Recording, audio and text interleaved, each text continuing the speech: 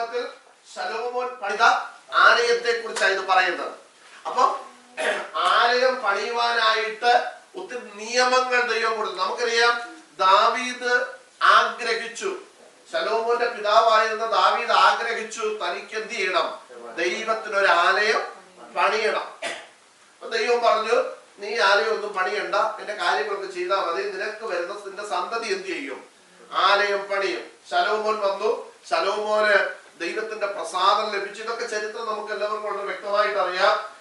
ശലോമോൻ ദേവാലയം പണിയാൻ തുടങ്ങി. ഈ പണിയുന്ന സമയത്ത് ദൈവാലയം ചുമ്മാ നമുക്ക് പണിയുമല്ലായിരുന്നു ആയിരുന്നോ. ഒരു ദിവസം ശലോമോൻ കുറെ ആൾക്കാരെ എല്ലാം വിളിച്ചു, നമുക്കൊരു ആലയം പണിയാന്ന് പറഞ്ഞ പണി തുടങ്ങുമല്ലായിരുന്നു. ഇതിന് എങ്ങനെ പണിയണം, ആലയം എങ്ങനെ ആയിരിക്കണം, ആലയത്തിന്റെ ഓരോ ഭാഗങ്ങളും എങ്ങനെ ആയിരിക്കണമെന്ന് സ്വർഗത്തിലെ ദൈവം എന്ത് ചെയ്തു, കൊടുത്തു. നമുക്കറിയാം, ആലയം പണിക്ക് ബസലേൽ എന്ന് പറയുന്ന ഒരുവനെ ദൈവം ജ്ഞാനാത്മാവിനാൽ നിറച്ചു എന്ന ദൈവത്തെ നമ്മൾ വായിക്കുന്നത്. ആലയ പണിക്ക് വേണ്ടി അവൻ എന്ത് ചെയ്തു, ജ്ഞാനാത്മാവിനാൽ നിറച്ചു. ബസലേലിനെ ദൈവത്തെ നമ്മൾ വായിക്കുന്നത്. അപ്പൊ ഇങ്ങനെ ഓരോ വ്യക്തികളെ ഇത് പണിയാനായിട്ട് പ്രത്യേക ജ്ഞാനം ദൈവം കൊടുത്തു. അപ്പൊ ജ്ഞാനം കൊടുത്തു എന്ന് പറഞ്ഞാൽ ദൈവം അവരോട് സംസാരിച്ചു, ഇന്ന രീതിയിലായിരിക്കണം എന്ത് ചെയ്യേണ്ടത്, ആലയം പണിയേണ്ടത്. നോക്കിയേ, ഇത് പഴയ നിയമത്തിൽ കല്ലുകളാൽ പണിയപ്പെട്ട ഒരു ആലയത്തിന്റെ പണിക്ക് ദൈവം ഇത്രയും പ്രാധാന്യം കൊടുത്തെങ്കിൽ, ഇനി അത് മാത്രമല്ല, നമ്മൾ പ്രത്യേകം അറിഞ്ഞിരിക്കണം, ആലയത്തിനകത്ത് എങ്ങനെ നടക്കണം, ആലയത്തിനകത്ത് എന്ത് വസ്ത്രം ധരിക്കണം, ഇതെല്ലാം ദൈവം എന്ത് ചെയ്തു, പറഞ്ഞു കൊടുത്തു. ഞാൻ ഇച്ചിരൂടെ കടത്തി പറയട്ടെ, ആലയത്തിനകത്ത് വരുന്നവന്റെ അടിവസ്ത്രത്തെ വരെ കുറിച്ച് ദൈവം എന്ത് ചെയ്തു, നിങ്ങൾ വായിച്ചിട്ടുണ്ടോ? വായിക്കണം നിങ്ങൾ. അടിവസ്ത്രത്തെ വരെ ദൈവം അതിനെന്ത് ചെയ്തു, നിയമം കൊടുത്തു.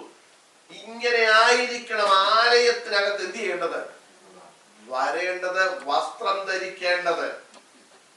മനസ്സിലായോ?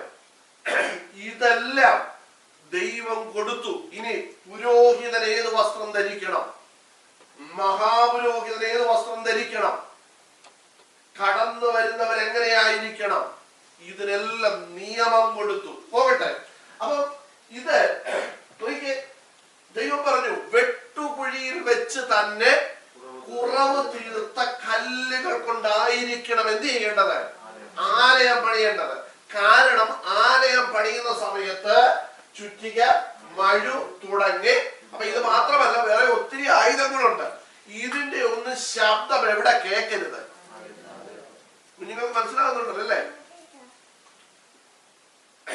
ആലയത്തിനകത്ത് അപശബ്ദങ്ങൾ എന്ത് ചെയ്യരുത്, വരരുത്.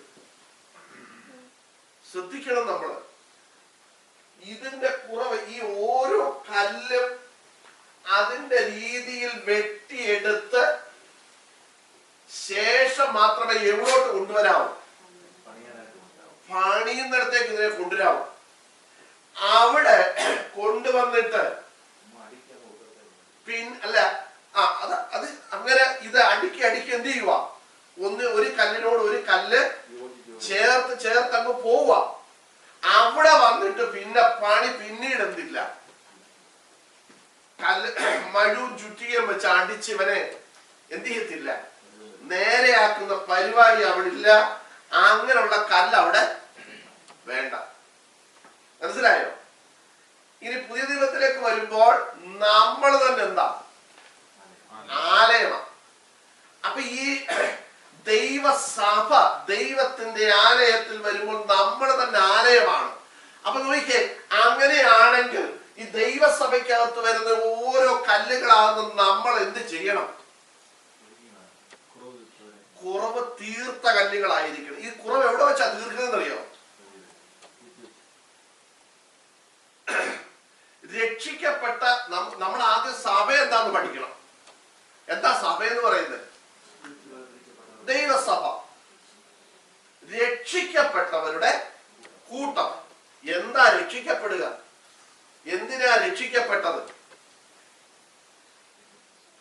നമ്മളെന്തിനാ രക്ഷിക്കപ്പെട്ടത്?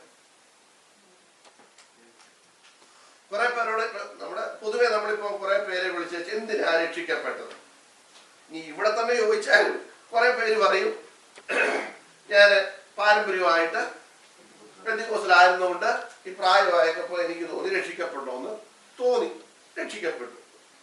ഓക്കെ.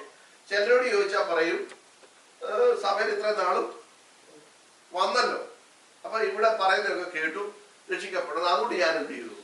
രക്ഷിക്കപ്പെട്ടു. പക്ഷെ ഇതാണോ നമ്മുടെ രക്ഷിക്കപ്പെട്ടതിന്റെ ഉദ്ദേശം? ഇന്ന് ഇത് നമുക്കറിയത്തില്ല. നമ്മൾ എന്തിനാ രക്ഷിക്കപ്പെട്ടത്, എന്താണ് രക്ഷ, നമുക്കിതുവരെ എന്ത് ചെയ്തിട്ടില്ല, മനസ്സിലായിട്ടില്ല. ഈ കുറവുകൾ തീർത്ത കല്ലെന്ന് പറഞ്ഞാൽ നമുക്ക് ഒത്തിരി കുറവുണ്ട്. ഇത് ബേസുമാർ പറഞ്ഞ വാക്യം ആരും ഓർക്കുന്നുണ്ടോ? 1 പത്രോസ് ലേഖനം 1-ാം അധ്യായം 18-ാം വാക്യമാണെന്ന് തോന്നുന്നു അല്ലെ? അവിടെ ഇങ്ങനെ പറഞ്ഞിരിക്കുന്നത് വ്യർത്ഥവും പിതൃപാരമ്പര്യവുമുള്ള നിങ്ങളുടെ നടപ്പിൽ നിന്ന്. അപ്പൊ നോക്കിയേ, വ്യർത്ഥമായ പിതൃപാരമ്പര്യം, പാരമ്പര്യം പറയുന്ന ഒരവസ്ഥയുണ്ടായിരുന്നു.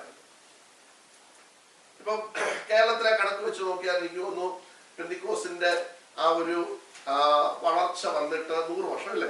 100 വർഷമൊക്കെ കഴിഞ്ഞു. 100, 102, 103 വർഷമൊക്കെ ആകുന്നതേ ഉള്ളൂ.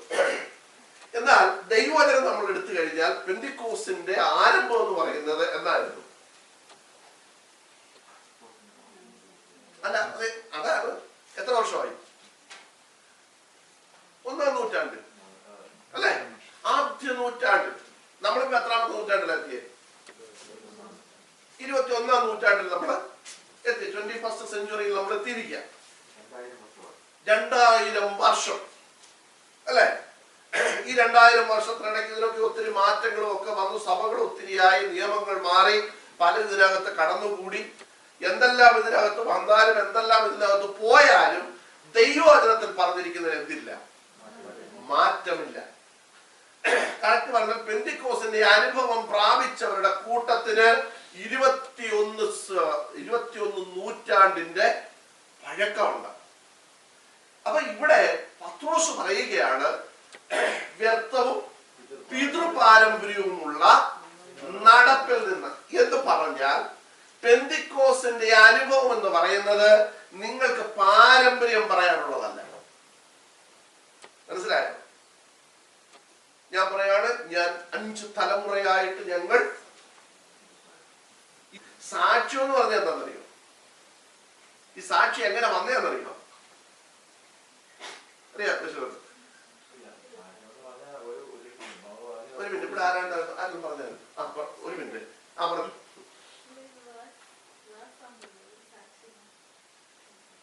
ഒരു സാക്ഷ്യം മറ്റൊരു സാക്ഷ്യത്തെ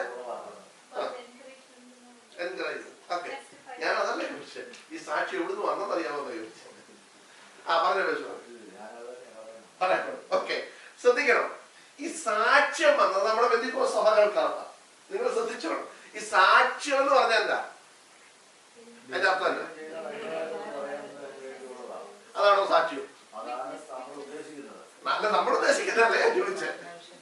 സാക്ഷ്യം എന്ന് പറഞ്ഞാൽ അതിന്റെ അർത്ഥം എന്താ? എന്താ ജസ്റ്റിനെ അതിന്റെ അർത്ഥം എന്താ? സാക്ഷ്യം എന്ന് പറഞ്ഞതിന്റെ അർത്ഥം എന്താ? നമ്മൾ കണ്ടതും നമ്മൾ അനുഭവിച്ചതുമായത് വന്ന് നമ്മൾ പറയുന്നതിനെയാണ് എന്തെന്ന് പറയുന്നത്? സാക്ഷ്യം എന്ന് പറയുന്നത്. ഓക്കെ, അപ്പൊ സാക്ഷ്യം എന്ന് പറഞ്ഞത് പണ്ട് ഈ പെന്തിക്കോസിന്റെ ആരംഭത്തിൽ നമ്മുടെ പിതാക്കന്മാരൊക്കെ ഇറങ്ങിയ സമയത്ത് ഇവര് ഞായറാഴ്ച വന്ന് കൂടി കൈയടിച്ച് പാട്ടുപാടി പോകുന്നത് മാത്രമല്ല, ഇവര് പോകുന്ന ബാക്കി ദിവസങ്ങളിലൊക്കെ ഇവരെന്ത് ചെയ്യും? സുവിശേഷം പറയും. വീടുകൾ, ഇവർക്ക് വലിയുള്ള വീടുകളിലൊക്കെ ചെന്ന് പ്രാർത്ഥിക്കും. ഇവര് പ്രാർത്ഥിക്കുമ്പോൾ രോഗികൾ എന്ത് ചെയ്യും? സൗഖ്യമാകും. ചിലർ യേശുവിനെ കുറിച്ച് എന്ത് ചെയ്യും? അറിയും. ഇവര് പിറ്റേ സൺഡേ വരുമ്പോൾ പാസ്റ്റർ ചോദിക്കും, ഇന്ന് കഴിഞ്ഞ ആഴ്ച നിങ്ങളുടെ ജീവിതത്തിൽ കർത്താവിന് വേണ്ടി ചെയ്തത് പറയാൻ താല്പര്യമുള്ളവര് പറയാം. അപ്പൊ ഈ പോയി പ്രാർത്ഥിച്ച വിഷയവും അല്ലെങ്കിൽ ആരെങ്കിലും പ്രാർത്ഥനയ്ക്കായിട്ട് വിഷയങ്ങൾ പറഞ്ഞതും ആരെങ്കിലും രക്ഷിക്കപ്പെട്ടിട്ടുണ്ടെങ്കിൽ അവരെ കുറിച്ചും യേശുവിന്റെ സാക്ഷിയായിട്ട് ഇവർ അവിടെ നിന്നതും അന്ന് എവിടെ പറയും? ഇതിനാണ് എന്തു വെച്ചത്? സാക്ഷ്യം വെച്ചത്. ഓക്കെ, ഇതിനെയാണ് എന്തെന്ന് പറയുന്നത്? സാക്ഷ്യം എന്ന് പറയുന്നത്. പക്ഷേ കാലക്രമേണ ഇതെന്തായിട്ട് മാറി? ഇതൊരു സിസ്റ്റം. 2 പാട്ട് പാടി പ്രാർത്ഥിച്ച് കഴിഞ്ഞ് സങ്കീർത്തനവും വായിച്ചു കഴിഞ്ഞാൽ മസ്റ്റായിട്ട് എന്ത് വേണം? സാക്ഷ്യം വേണം. പക്ഷെ നമുക്ക് പറയാൻ എന്തില്ല? സാക്ഷ്യമില്ല. അതുകൊണ്ട് നമ്മൾ എഴുന്നേറ്റിട്ട് പറയും കർത്താവ് കഴിഞ്ഞ ആഴ്ച എനിക്ക് അതെല്ലാവർക്കും അങ്ങനെ തന്നെ. അത് ഈ പറയുന്ന ആള് മാത്രമല്ല, എല്ലാവർക്കും നല്ലവനായിരുന്നു. പിന്നെ കഴിഞ്ഞ ആഴ്ച ഞാൻ രോഗിയായിരുന്നു, കർത്താവ് എനിക്ക് അത് പറയാൻ അല്ലെങ്കിൽ സാക്ഷ്യം വെച്ചേക്കുന്നത്. ഓക്കെ, നല്ലത്. കർത്താവിന്റെ സാക്ഷിയായിട്ട് നീ നിന്നതിനെ കുറിച്ച് ഇവിടെ വന്ന് എന്ത് ചെയ്യണം? പറയുന്നതിനെയാണ് സാക്ഷ്യം എന്ന് പറയുന്നത്.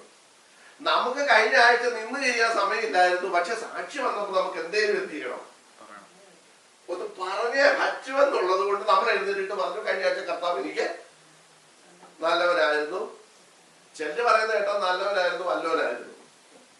പിന്നെ ഇതുവരെ എനിക്ക് നിലനിൽക്കാൻ കഴിയുന്നില്ല, കാരണം 50 വർഷമായി പുള്ളി വന്ന് ഇതുവരെ പുള്ളിക്ക് നേരെ നിൽക്കാൻ ഇതുവരെ പറ്റിയിട്ടില്ല. അവിടെ നിങ്ങൾ എല്ലാവരും എനിക്ക് വേണ്ടി എന്ത് ചെയ്യണം? പ്രാർത്ഥിക്കണം.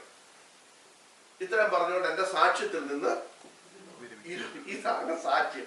സത്യത്തിൽ ഇതായിരുന്നോ സാക്ഷ്യം? അല്ല. പോട്ടെ. അപ്പൊ സാക്ഷി എന്തായിരുന്നു? ഇതായിരുന്നു സാക്ഷി. കർത്താവിന് വേണ്ടി എന്തെങ്കിലും ചെയ്തെങ്കിൽ പത്രോസ് അപ്പോസ്തലൻ പറഞ്ഞു, ഞങ്ങൾ അവന്റെ മഹിമ കണ്ട സാക്ഷികളാകും. കേട്ടോ? അപ്പൊ കർത്താവിന്റെ മഹിമയെ കുറിച്ച് നാം ആരോടെങ്കിലും പറഞ്ഞിട്ടുണ്ടെങ്കിൽ, 4 ട്രാക്ട് ആർക്കെങ്കിലും കൊടുക്കാൻ പറ്റിയെങ്കിൽ അതിവിടെ വന്നിട്ട് പറയുകയാണ്, ഞാൻ കഴിഞ്ഞ ആഴ്ച കർത്താവിന് വേണ്ടി ഇന്നത് ചെയ്യാൻ എനിക്ക് പറ്റി. 4 വീട്ടിൽ പോയി അവർക്ക് വേണ്ടി ഞാൻ പ്രാർത്ഥിച്ചു. നിങ്ങളും അവർക്ക് വേണ്ടി എന്ത് ചെയ്യണം? പ്രാർത്ഥിക്കണം. ആ കുടുംബത്തെ കർത്താവ് രക്ഷയിലേക്ക് നയിക്കണം. ഇതാണ് വന്ന് സഭയെ പറയുന്നത് ഞാൻ സാക്ഷ്യം എന്ന് പറയുന്നത്. അല്ലാതെ കുഞ്ഞുങ്ങളെ നിങ്ങൾ ഇന്ന് കേൾക്കുന്നതല്ല എന്ത് സാക്ഷ്യം. ഓക്കെ, പോകട്ടെ. അപ്പൊ ഇങ്ങനെ രക്ഷിക്കപ്പെട്ടവരുടെ കൂട്ടത്തെയാണ് എന്തെന്ന് പറയുന്നത്?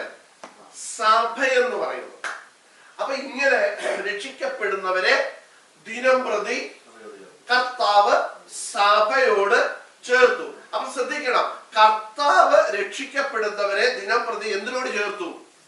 സഭയോട് ചേർത്തു. ഏത് സഭയോട് ചേർത്തു? ദൈവസഭയോട് ചേർത്തു. കാരണം അപ്പൊ അവിടെ ഇരുന്ന് രജിസ്റ്ററിൽ പേരെഴുതുന്ന വ്യക്തിയുടെ പേരെന്നാ? കർത്താവ്. കാരണം ആരാ ചേർക്കുന്നത്? അങ്ങനല്ലേ എഴുതിയിരിക്കുന്നത്? രക്ഷിക്കപ്പെടുന്നവരെ ദിനം പ്രതി കർത്താവ് സഭയോട് ചേർത്തു, അങ്ങനല്ലേ എഴുതിയിരിക്കുന്നത്? അതോ രക്ഷിക്കപ്പെടുന്നവരെ ദിനം പ്രതി സഭയോട് ചേർത്തെന്നാണോ എഴുതിയിരിക്കുന്നത്? 3-ാം അധ്യായം വായിച്ചു നോക്ക്, 2-ാം അധ്യായം വായിച്ചു നോക്ക് നിങ്ങള് അപ്പോസ്തല പ്രവൃത്തി. അവിടെ എന്താ എഴുതിയിരിക്കുന്നത് നമുക്കറിയാമല്ലോ. വേഗത്തിൽ വായിച്ചേ. 2-ാം അധ്യായത്തിന്റെ 40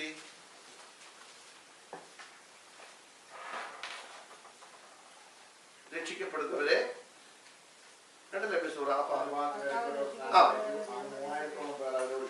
അടുത്തത് ഉപദേശം കേട്ടും കൂട്ടായ്മ ആയിരിക്കും അപ്പം നോക്കി പ്രാർത്ഥന കഴിച്ചു പോകുന്നു.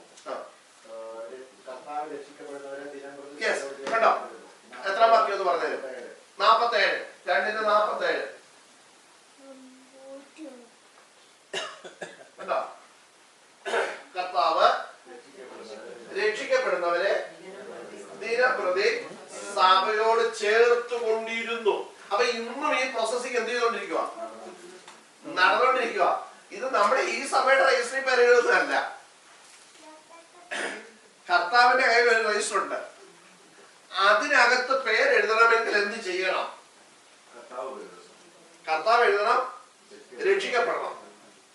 അപ്പൊ ഇവിടെ എഴുന്നേറ്റ് ഇന്ന് ഞാൻ കർത്താവിനെ എന്റെ രക്ഷകനായി സ്വീകരിച്ചിരിക്കുന്നു എന്ന് പറഞ്ഞ് ഞങ്ങളെല്ലാം കൈയടിച്ചു ഇരിക്കുമ്പോഴല്ല ഈ പേരെഴുതുന്നത്. അത് ഓർത്തോണം.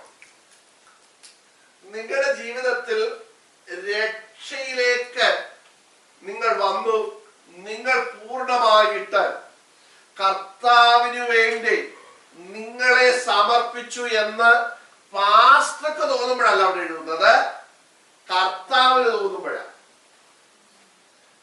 മനസ്സിലായോ?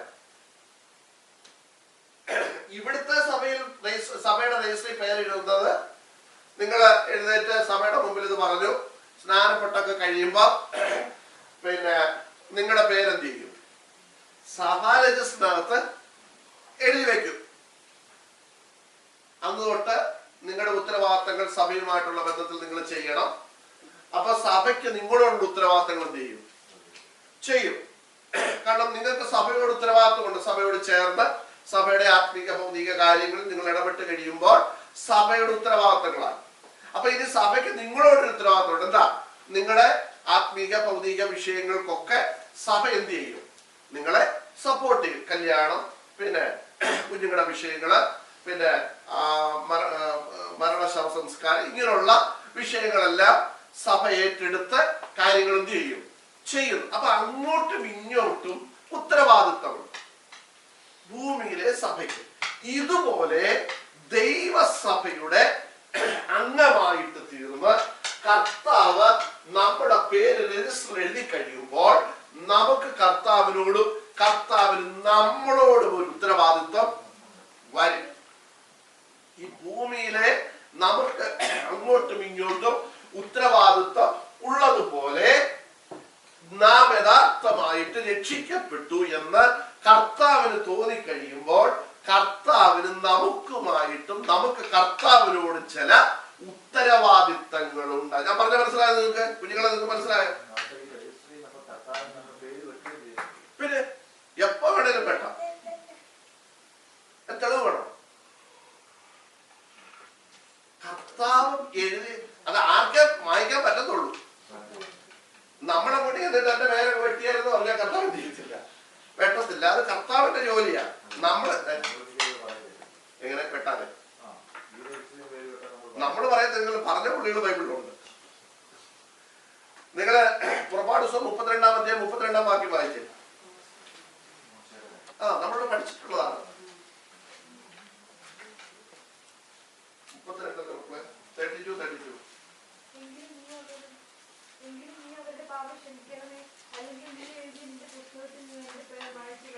കണ്ടോ? മോശ ചെന്നിട്ട് പറയുക, എങ്കിലും നീ അവരുടെ അതിന്റെ മേളത്തെ നോക്കിയിട്ട്. അങ്ങനെ മോശ അങ്ങോട്ട് അടുക്കള മടങ്ങിച്ചെന്ന് പറഞ്ഞു തന്നാൽ, അയ്യോ, ഈ ജനം മഹാപാതകം ചെയ്തു പൊന്നുകൊണ്ട് തങ്ങൾക്ക് ഒരു ദൈവത്തെ ഉണ്ടാക്കിയിരിക്കുന്നു. എങ്കിലും എന്ന് പറഞ്ഞാൽ അവരിതൊക്കെ ചെയ്തെങ്കിലും നീ അവരുടെ പാപം എന്ത് ചെയ്യണം?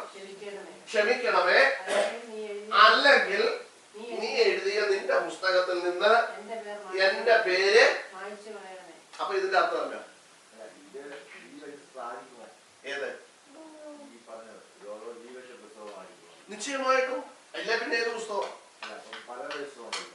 അല്ല, ജീവന്റെ പുസ്തകമുണ്ട്, ഓർമ്മയുടെ പുസ്തകമുണ്ട്. കാരണം വെളിപ്പാട് പുസ്തകം 20-ാം അധ്യായത്തിൽ നമ്മൾ വായിക്കുന്നുണ്ട്, പുസ്തകങ്ങൾ തുറന്നു. അതിന്റെ അർത്ഥം തന്നെ ഒന്നിൽ കൂടുതൽ പുസ്തകമുണ്ട്. ഇല്ല, പുസ്തകം തുറന്നു എന്ന് എന്ത് ചെയ്താൽ പറഞ്ഞാൽ മതിയായിരുന്നു. പക്ഷെ അവിടെ പറയാണ് പുസ്തകങ്ങൾ തുറന്നു. പുസ്തകത്തിൽ എഴുതിയിരിക്കുന്നതിനനുസരിച്ച് ഓരോരുത്തരും അവന്റെ പ്രവർത്തിക്ക് തക്കവണ്ണം പ്രതിഫലം കൊടുക്കാൻ തുടങ്ങിയോടെ. അപ്പൊ പുസ്തകങ്ങൾ തുറന്നു എന്ന് പറഞ്ഞാൽ മിനിമം 3 പുസ്തകമുണ്ട്. ഒന്ന് ദൈവവചനം. കാരണം ഇതാ ലോ. നമ്മുടെ നാട്ടിലെ IPC എന്ന് പറഞ്ഞൊരു സാധനം ഉണ്ടല്ലോ. മുമ്പനായിട്ട് IPC അല്ല, ഇന്ത്യൻ പീനൽ കോഡ്. ഇപ്പൊ അത് മാറി. ഇപ്പൊ അത് ന്യായ സംഹിത കണ്ടായി. IPC എന്നുള്ളത് മാറി, ഇന്ത്യൻ പീനൽ കോഡ് എന്നുള്ളത് മാറിയിട്ട് ഭാരതീയ ന്യായ സംഹിത കണ്ടായി മാറ്റിയത്. അപ്പൊ ഇന്ത്യൻ പീനൽ കോഡ് 302-ാം വകുപ്പ് അനുസരിച്ച് ഇന്ന വ്യക്തിയെ ഇന്ന കാര്യത്തിന് വേണ്ടി ഞങ്ങൾ ഇത് ചെയ്തിരിക്കുന്നു എന്ന് പറഞ്ഞ് കോടതി വിധിക്കുക. അപ്പൊ ലോ പുസ്തകമുണ്ട്, നിയമപുസ്തകമുണ്ട്. അപ്പൊ ഒന്ന് സ്വർഗത്തിലെ നിയമപുസ്തകമാണിത്. കാരണം ദൈവം നമ്മൾ വായിക്കുന്നു, നിന്റെ വചനം സ്വർഗത്തിൽ എന്നേക്കും സ്ഥിരമായിരിക്കുന്നു. ദൈവത്തെ നമ്മൾ വായിക്കുന്നു. അപ്പൊ ഇത് സ്വർഗത്തിലുണ്ട്. 2 ഓർമ്മയുടെ പുസ്തകമുണ്ട്. എന്ന് പറഞ്ഞാൽ നമ്മൾ ചെയ്തത് പലതും മനഃപൂർവ്വം നമ്മൾ മറക്കുന്നത്. ചിലത് നമ്മൾ പ്രായം കൊണ്ട് മറക്കും, സമയം കൊണ്ട് മറക്കും. ചിലത് നമ്മൾ മനഃപൂർവ്വം എന്ത് ചെയ്യും? മറക്കും. നമ്മൾ മറന്നാലും മറക്കാതിരിക്കാൻ ഓർമ്മയുടെ പുസ്തകം എന്ന് പറഞ്ഞൊരു സാധനം ഇവിടെ ഉണ്ട്. അതിനകത്ത് ഇത് രേഖപ്പെടുത്തും. 3, ജീവന്റെ പുസ്തകം. അതാണ് ദൈവം നമ്മുടെ ജീവപുസ്തകത്തിൽ പേരെഴുതി കാണാത്ത ഏവനെയും തീപ്പൊയ്യിൽ തള്ളിയിടും. മനസ്സിലായോ? അപ്പൊ ഇതിൽ ഏതോ ഒരു പുസ്തകത്തിൽ കുറിച്ച് മോശ പറയുകയാണ്, നിന്റെ പുസ്തകത്തിൽ നിന്ന് എന്റെ പേര് നീ എന്ത് ചെയ്തേ മായ്ച്ച്. ഞാൻ അടുത്ത വാക്യം വായിക്കണം. ആ ആ ആ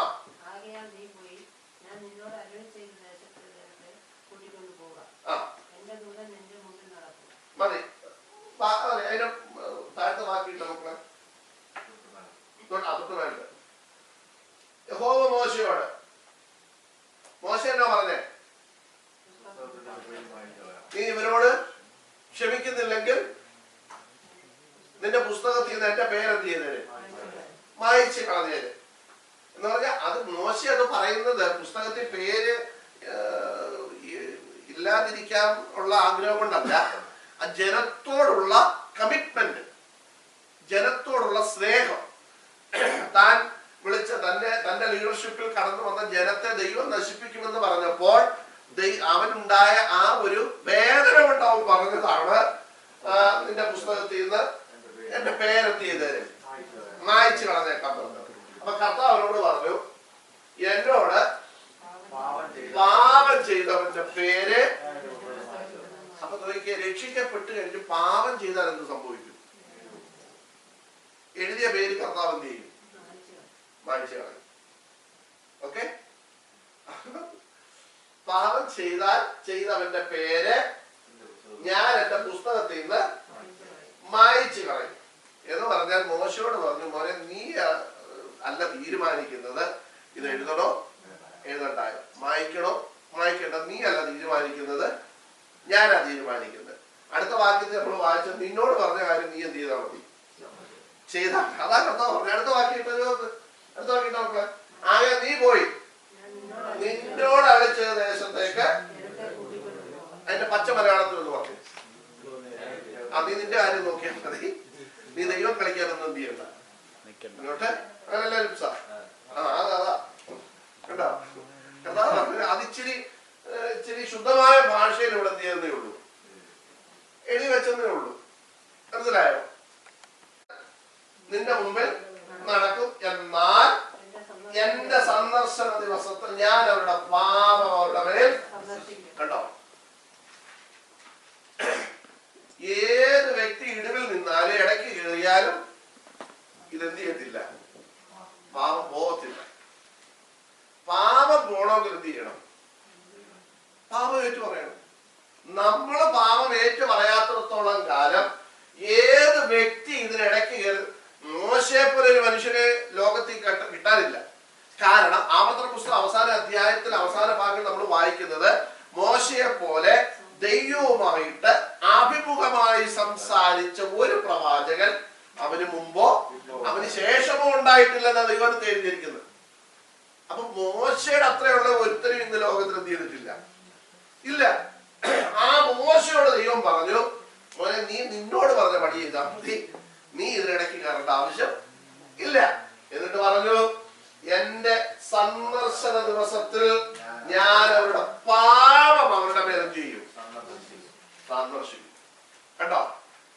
അപ്പൊ അങ്ങനെ വരാതിരിക്കണമെങ്കിൽ ഞാൻ പാപം എന്ത് ചെയ്യണം? ഏറ്റു പറയണം. ഈ ജനം പാപം എന്ത് ചെയ്യണം? ഏറ്റു പറയണം. ഇനി വേറെ ഏത് മനുഷ്യൻ എവർക്ക് മധ്യസ്ഥനായിട്ട് കയറിയാലും കാര്യം നടക്കത്തില്ല മോനെ. അവര് പാപം ഏറ്റു പറയാത്തിടത്തോളം കാലം എന്റെ സന്ദർശന ദിവസത്തിൽ അവരുടെ പാപം ഞാൻ എന്ത് ചെയ്യും? സന്ദർശിക്കും. കണ്ടോ? ഇതാണ് പഴയ നിയമത്തിലും പറഞ്ഞിരിക്കുന്നത്.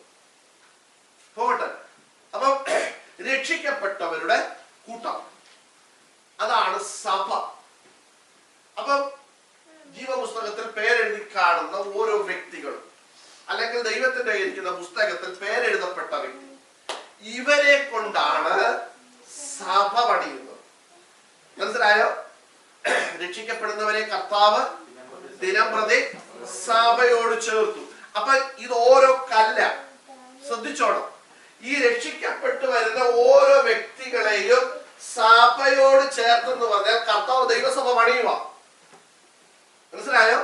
അപ്പൊ നമ്മൾ ഈ രക്ഷിക്കപ്പെട്ടവരെല്ലാം ആരാ? ഓരോ കല്ലുകളാ. ഈ കല്ലുകൾ വെച്ച് സഭ ദൈവം എന്ത് ചെയ്യുക? പണിതുകൊണ്ടിരിക്കുക. മനസ്സിലായോ? ഇതിനെ കുറിച്ചാണ് കർത്താവ് പറഞ്ഞത്, ഞാൻ എന്റെ സഭയെ പണിയും, പാതാള ഗോപുരങ്ങൾ അതിനെ ജയിക്കയില്ല. കണ്ടോ? അപ്പൊ ഇവിടുത്തെ നമ്മുടെ ഈ സഭയെ പണിയുന്നതല്ല, ഇതിനോടൊക്കെ ചേർത്ത് ആൾക്കാർ അടിച്ചു വിടുന്നത്. പക്ഷേ അതിന്റെ യഥാർത്ഥ അർത്ഥം എന്താണെന്ന് ചോദിച്ചാൽ, ദൈവസഭ രക്ഷിക്കപ്പെടുന്ന ഓരോ കല്ലുകളെ കൊണ്ട് ദൈവസഭ എന്ത് ചെയ്തുകൊണ്ടിരിക്കുക? പണിയപ്പെട്ടുകൊണ്ടിരിക്കുക. ആ പണിയുടെ പൂർത്തീകരണം എത്തുമ്പോൾ ദൈവസഭയെ ചേർക്കാൻ കർത്താവ് വരും. മനസ്സിലായോ? അപ്പൊ ഇനി ഈ രക്ഷിക്കപ്പെടുന്ന ഓരോ കല്ലുകളാണല്ലോ നമ്മള് സഭയുടെ. ഈ കല്ലുകൾ എങ്ങനെയുള്ളതായിരിക്കണം? കുറവ് തീർത്ത കല്ലുകൾ ആയിരിക്കണം. പക്ഷെ ഇന്നത്തെ കല്ലുകള് എവിടെ വന്നു കഴിഞ്ഞിട്ടാ കുറവ് തീർക്കുന്നത്? ആലയത്തിനകത്ത് വന്നിട്ടാണ് കുറവ് തീർക്കുന്നത്. അപ്പൊ കുറവ് തീർക്കുന്നത് എന്തോ വെച്ചാ, ഈ കല്ലിന്റെ കുറവ് തീർക്കുന്നത് എന്തോ വെച്ചാ, ചുറ്റിക, മഴു, പിന്നെ ഒത്തിരി ഇരുമ്പായുധങ്ങളുണ്ട്. അപ്പൊ ഇരുമ്പായുധങ്ങൾ വെച്ച് പണി തുടങ്ങിയപ്പോഴാണ് ഈ സഭയ്ക്കകത്ത് എന്ത് വന്നത്? ഇരുമ്പായുധം വെച്ച് പണി തുടങ്ങിയ എന്തോ കേൾക്കും സഭയ്ക്കകത്ത്? വേണ്ടാത്ത ശബ്ദമൊക്കെ കേൾക്കും. ഇതാ ഇന്ന് നമ്മൾ കേൾക്കുന്നത്. അപ്പൊ ഈ ഇരിക്കുന്ന കല്ലുകളൊക്കെ ഓർത്തോണം, സഭയ്ക്കകത്ത് വേണ്ടാത്ത ശബ്ദം കേൾപ്പിക്കുന്നെങ്കിൽ ഈ കല്ല് എങ്ങനെയുള്ളതല്ലായിരുന്നു? കുറവ് തീർത്തല്ല. എവരെ ശരിക്കും വെട്ടി രൂപപ്പെടുത്തിയിട്ട് ഇതുവരെ എന്ന് പറഞ്ഞ മാനസാന്തരപ്പെട്ടിട്ടില്ലെന്ന്. സഭയ്ക്കകത്ത് കിടന്ന് ബഹളം ഉണ്ടാക്കുന്ന കല്ലിനെ നോക്കി ഓർത്തോണം, എവരെന്ത് ചെയ്തിട്ടില്ല. എന്നെ നിങ്ങൾക്ക് പറയാൻ പേടിയല്ല, ഞാൻ പറയുന്നത്.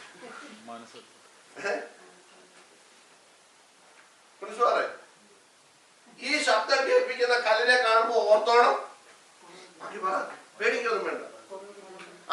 ഉറക്കം പറഞ്ഞു. ഇപ്പൊ ശബ്ദം വെച്ച് കുറഞ്ഞോന്നൊരു സംശയം. 2-3 ആഴ്ച കൊണ്ട്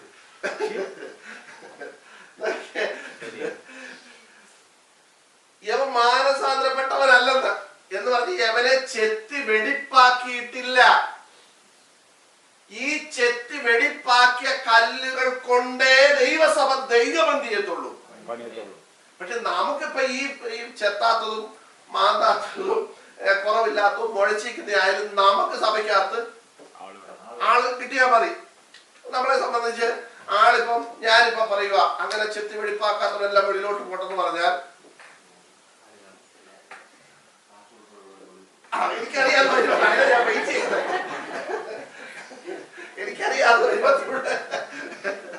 ഞാൻ എന്തേ ഇത് ലേറ്റ് ആകുമെന്ന് വിചാരിച്ചാ നിന്നത്.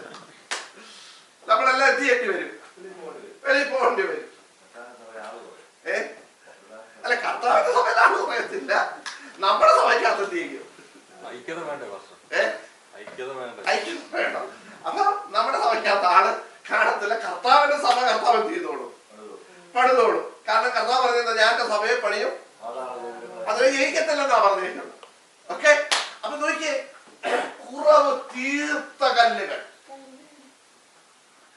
അപ്പൊ ഈ ഭാഗം നിങ്ങൾ ഓർത്തിരുന്നോണം. അടുത്ത ആഴ്ച നമ്മൾ ഇതിനെ കുറിച്ച് എന്ത് ചെയ്യും? പഠിക്കും. നിങ്ങൾക്ക് പ്രയാസമാണെങ്കിൽ പോലും നമ്മൾ എന്ത് ചെയ്യും? പഠിക്കും. ഓക്കെ, കർത്താവ് നമ്മെ എല്ലാവരെയും അനുഗ്രഹിക്കട്ടെ. ഈ പറഞ്ഞ കാര്യങ്ങൾ മറന്നു പോകരുത്. ഈ വേദഭാഗങ്ങൾ നിങ്ങൾ മറന്നു പോകരുത്. ഇതിനെ കുറിച്ച് നമ്മൾ തീർച്ചയായിട്ടും നമ്മൾ ദൈവവചനത്തിൽ നിന്ന് നമ്മൾ ആഴമായിട്ട് പഠിക്കും. ഇത് പഠിക്കുന്നത് പറഞ്ഞാല് ദൈവസഭയുടെ കല്ലുകൾ നാം ആയി തീർന്നെങ്കിലേ പറ്റത്തുള്ളൂ. ദൈവസഭയുടെ കല്ലായി തീരാത്തിടത്തോളം കാലം നമുക്ക് എവിടെ പോകാൻ പറ്റത്തില്ല. നിത്യതയിൽ എടുക്കപ്പെടാൻ പറ്റത്തില്ല. ദൈവസഭയെ ചേർക്കാൻ കർത്താവ് വരുന്നു പറഞ്ഞ് നമ്മളിവിടെ കിടന്ന് പൊട്ടിപ്പാടിയിട്ടൊന്നും കാര്യമൊന്നുമില്ല. ദൈവസഭയുടെ കല്ലായില്ലെങ്കിൽ നമ്മുടെ പോക്ക കാര്യമൊക്കെ പ്രയാസത്തിലാവും. കർത്താവ് നമ്മെ അനുഗ്രഹിക്കട്ടെ. ചോദിച്ചാൽ പറഞ്ഞത് ജസ്റ്റോട് നമുക്ക് പോകണ്ടാവും. ദൈവം അനുഗ്രഹിക്കട്ടെ. ആർക്കെങ്കിലും ആർക്കെങ്കിലും സാക്ഷ്യവാദങ്ങൾ എന്തെങ്കിലും